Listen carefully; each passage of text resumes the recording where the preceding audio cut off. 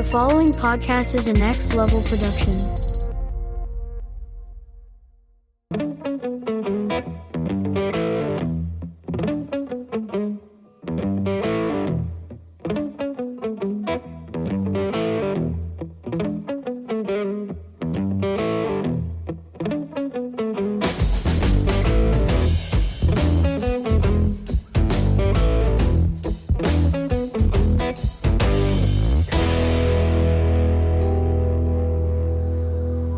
What's going on, everybody? Ben Beck here, bringing you another Spotlight Session edition of the Wilhelm podcast. And I apologize that I've been away for a little while. I've had some things going on, and I've been working on some new things for the show, but I can't think of a better way to come back with the show than this particular episode. My guest in the Spotlight series this time around, he is an award-winning producer, director, screenwriter. My guest is Brannon Braga, who you would know from Star Trek: The Next Generation, Star Trek Voyager, 24, Terra Nova, Salem, the Orville, Cosmos. And now he joined me this time around to talk about the new series premiering on Peacock. It's a Peacock original. It's a 6-part docu-series called The End Is Nigh with Bill Nye. And let me tell you, I watched the first 2 episodes of this. I had screeners that I was able to watch before talking to Brennan in preparation for this. And I watched the first 2 episodes before speaking to Brennan. And I was so engaged with this series that immediately after I finished speaking with Brennan, I went and I knocked out the last 4 episodes. And so I got through all 6 in a day. It's an amazing series. If you are a fan, if you were a fan of Bill Nye the Science Guy, or Bill Nye Saves the World, or just a fan of Bill Nye, you're going to highly enjoy this series. It's more for adults. And let me tell you, it's serious, but hopeful. And that's one of the reasons why I absolutely loved this series. And I plan to watch it again, especially after it premieres again, Thursday, August 25th, on Peacock, exclusively on Peacock. So this coming Thursday, or if you're listening to this after this Thursday, it's already out. So go and check it out. New things coming to the podcast, as I mentioned before.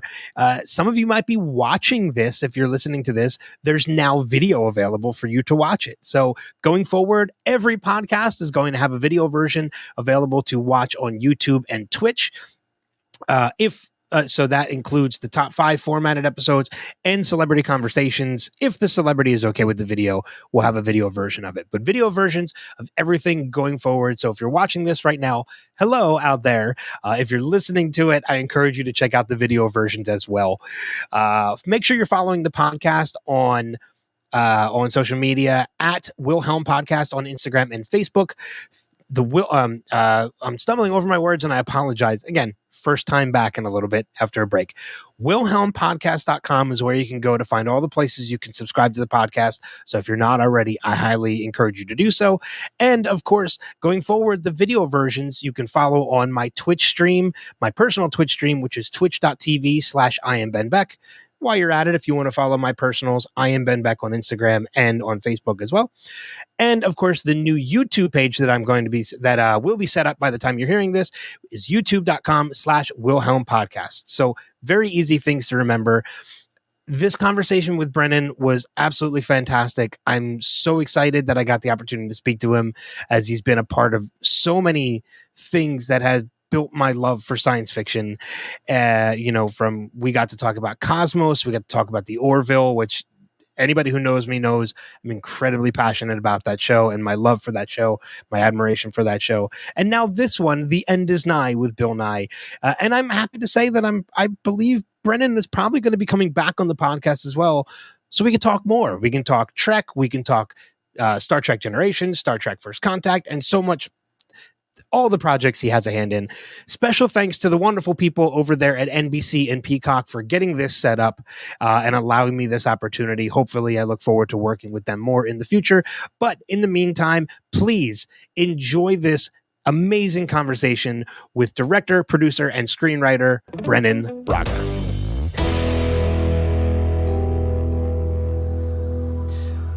Welcome to another edition of the Spotlight series here on the Wilhelm podcast. My guest in the Spotlight is an Emmy-nominated Peabody and Critics' Choice Award-winning producer, screenwriter, and director who you would know from Star Trek: Next Generation, 24, Cosmos, most recently The Orville, as well as a number of other projects.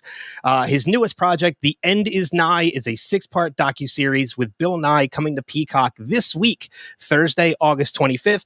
Please welcome Brannon Braga. Hi. Brannon, thank you so much for spending some time with me. I'm so glad to be here. Thanks. Yeah, this is my first time using this platform to do the recording, so if it was a little delayed getting you in, I apologize. It's kind of it's cool looking. Yeah, it's really great. It's allowing me to do some new to take my audio platform to visual now and create some new content and stuff like that. Cool. So I have to say, to start things off, it's a great pleasure to get to speak with you, because I know I'm not the only person that feels this way, but you have been a part of so many projects that have basically culminated in my love for science fiction and science fact, as a matter of fact, in the same way. I mean, Terra Nova, I was a big fan of that show and was really disappointed when it got canceled. Cosmos, both seasons of Cosmos, that you did with Dr. Tyson, and then most recently The Orville, which I want to spend a couple minutes with you on that, obviously, before we get into The End Is Nigh. But, most of the work that makes up your body of work, a majority of it seems to be science fiction and the docu-series, surrounding science, as I mentioned. What kind of drew you to that genre as a writer, screenwriter, director?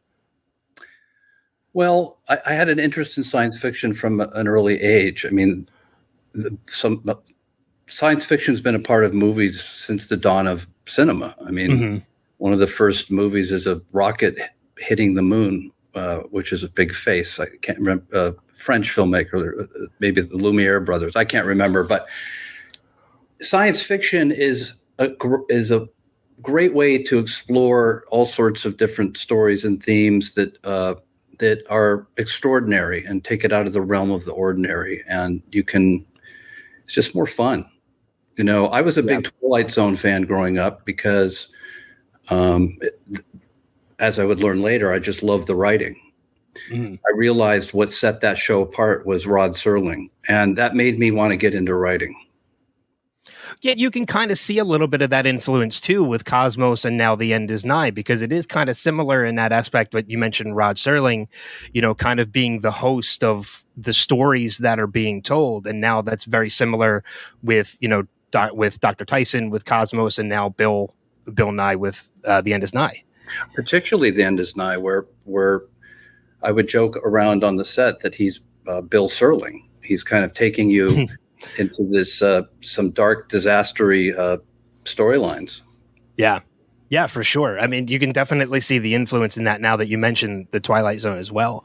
The Cosmos in itself had such an impact on me, because I'm the same way. I've always been a fan of science and science fiction, and I know exactly the movie you're talking about. I just can't remember the title of it. I've seen it. I've seen the colorized version, and it's a relatively short film, I think, too. I think it's only a couple minutes long.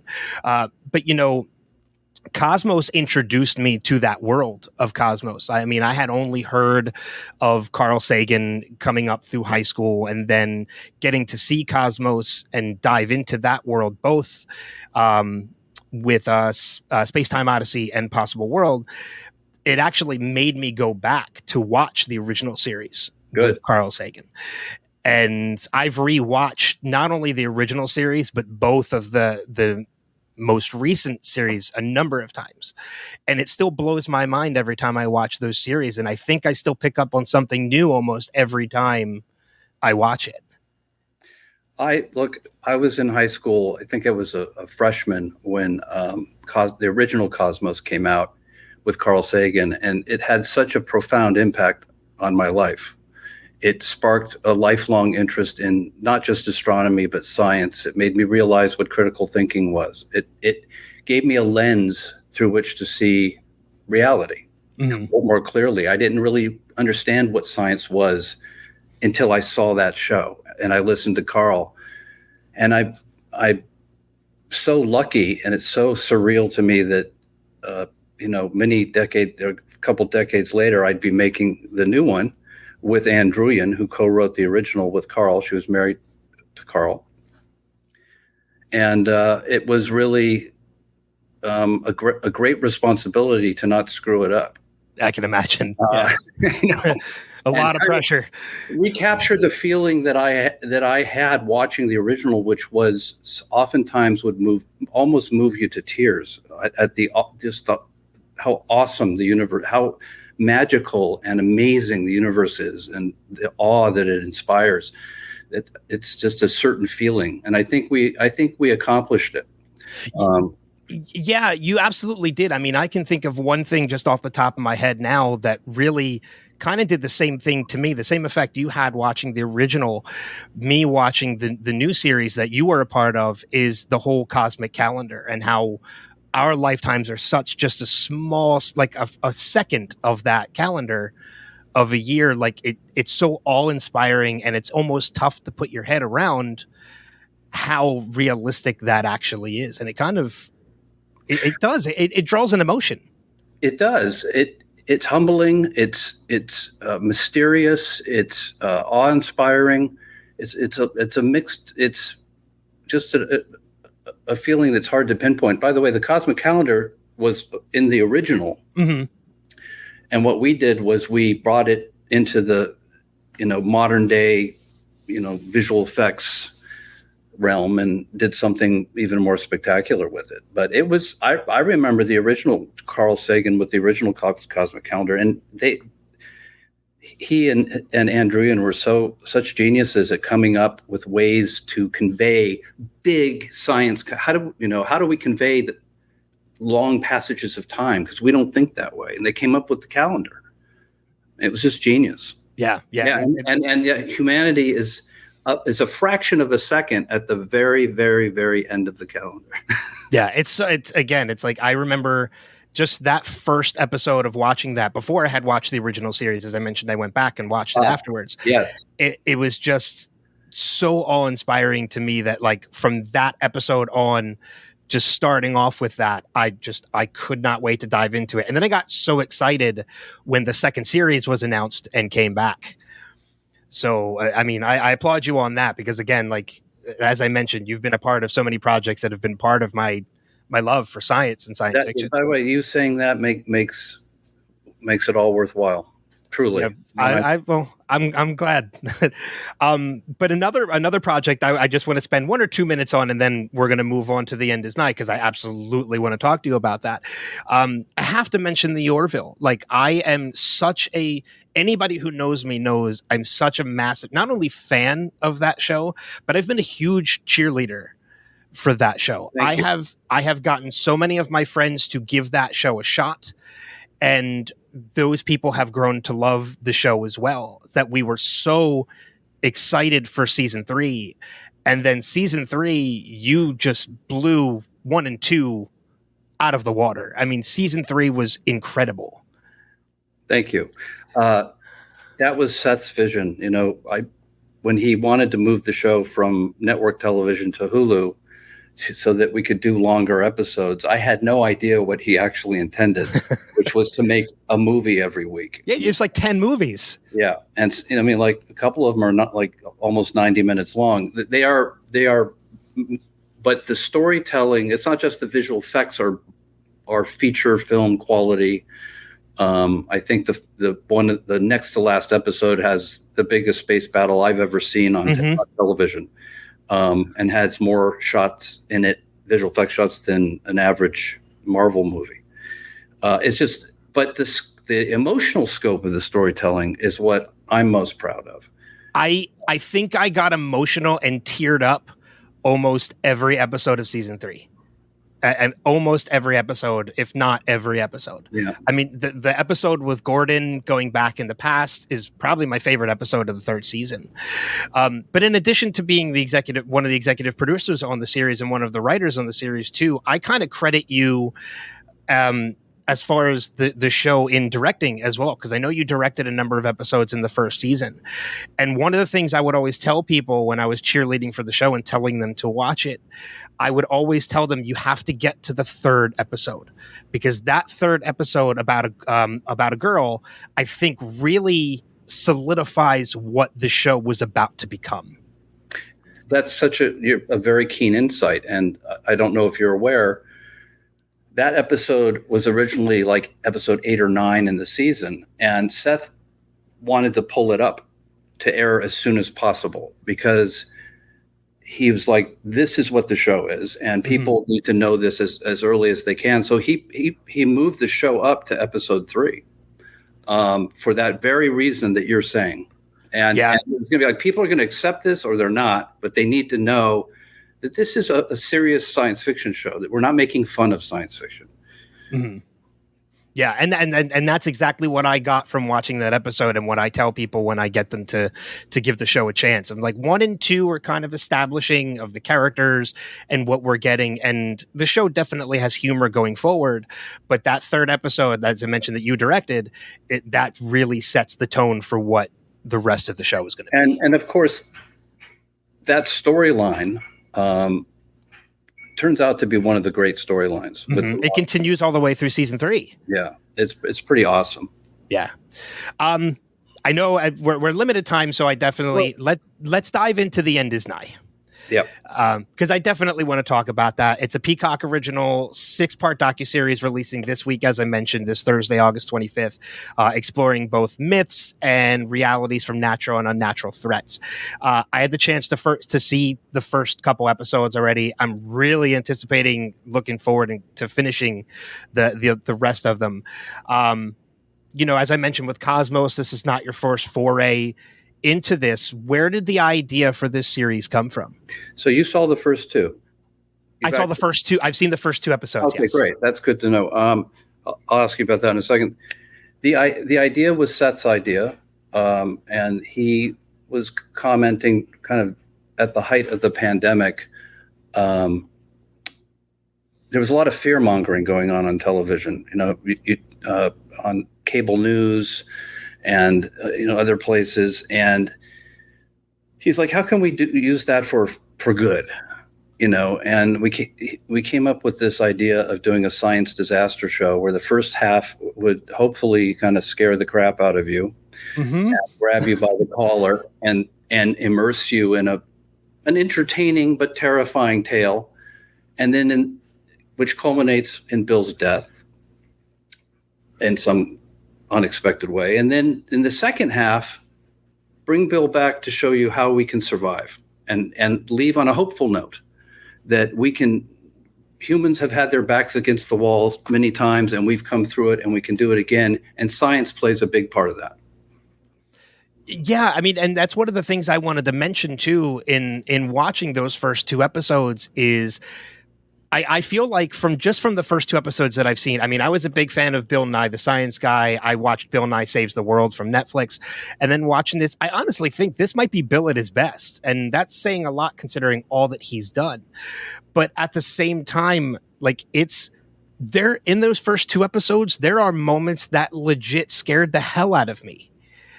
And I think that's a good way to approach it, as you mentioned, because I think you're right. I think there are people that just kind of need to be shaken to wake up to what is potentially happening and what could potentially happen.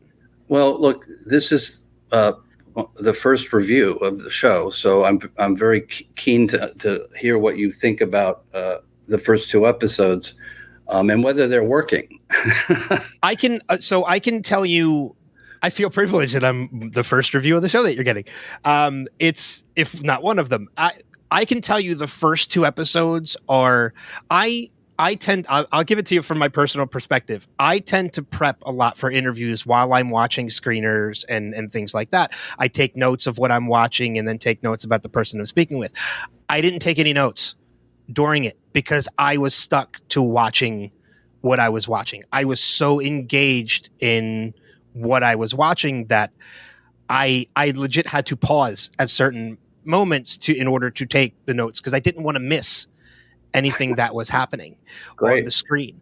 And you mentioned it already, so it's not really too much of a spoiler, but there are moments where the character that Bill is playing when he enters into these worlds does not survive. And that kind of shook me a little bit too, in the fact, like, the first episode, he makes it through, and you think it's like a fun, he sits up after being taken out by a massive wave. But then in the second episode, he doesn't make it. He's sitting in a car, spoilers. Yeah, exactly. And it kind of gave me a sinking feeling in my stomach, but in a way that, like, yeah, we really need to pay attention to what's going on. But then when you have those moments like that, where, again, like, he doesn't survive, it's great to have that hopeful moment where he comes down the escalator, enters the lab, and now we're going to talk about how we can fix this. What we can do to fix this. Well said. And, yeah, I mean, I'm such a fan of the show, and, like, I'm already after 2 episodes, and I can't wait to not only watch the remaining 4 episodes, but just like Cosmos, go back and watch it again to see if there's anything new I learned the second time around. Yeah, there's always a tidbit here and there that you miss, and I try not to put too much in there so it's overwhelming. Sometimes, if you're just throwing information at people, it's not effective. It's always better if it's in the context of a story, and hopefully a story with some emotional value, because that's what sticks in people's minds. Yeah. I mean, and there's things that, like, I consider myself a relatively intelligent person. As I mentioned, I watch a lot of science documentaries as well. I watched Cosmos a number of times, just to keep throwing that one out there. But I've watched a number of other documentaries that I've seen before. So anytime that there's a documentary or a docu-series presented to me in which I can learn new information that I didn't know before, I automatically consider that a win.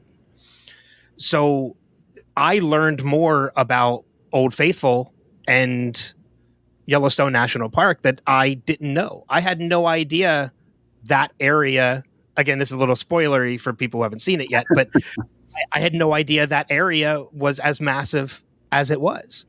Yeah, Yellowstone's huge, and it's basically one giant volcano. Yeah, and that's something I didn't know. That's why there's stuff bubbling to the surface. That's why there's steaming pools, and that's all volcanic activity. And it's really pretty until the day eventually, hopefully not anytime soon, if that thing blows, it's the end of the world.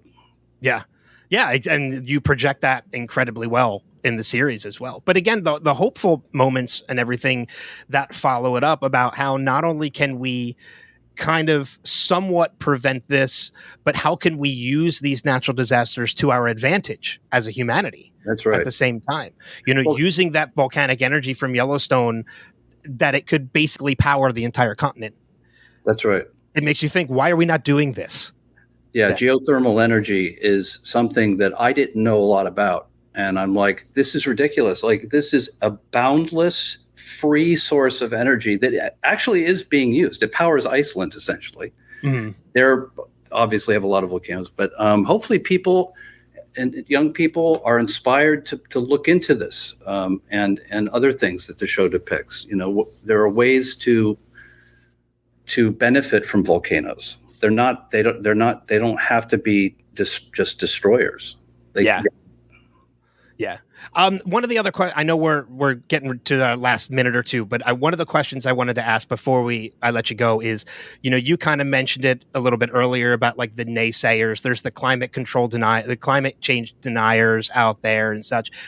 Did any of that have an impact on when you were developing this series? Like, what are these people going to say? Or did you basically just say, you know what, to hell with those people. We're going to make the series we want to make. Naysayers be damned. Well, the thing about disasters is they can't be denied. I mean, they're happening. Mm-hmm. And what we're trying to do is not proselytize. We do depict some naysayer people. Seth MacFarlane's cameos usually are in the form of some jerk who's making the situation worse. But we just want to present the facts of what's happening that we know to be true, thanks to science, and ways that that science can help us survive better as a species. I don't know why anyone would want to deny that course of action. Yeah. And that's really what we're hoping to do. And, is it a science show? Yes, it's a science show in the guise of a disaster movie. And I hope that that's going to bring people in and keep them watching so that they can learn what we're trying to teach. Yeah. Well, as I mentioned, I'm a huge fan of the show already, having only seen 2 episodes. It premieres later this week, August 25th on Peacock as a Peacock original. I think this is Bill is best, and I think you guys have another great science docu-series on your hands. So I hope so. Thank you. Yeah. Thanks for your attention and your kind words. I really do appreciate it. Not a problem at all. Brannon, thank you so much for spending this time with me. Hey, anytime. Appreciate it. Bring me back. I absolutely will. Cool.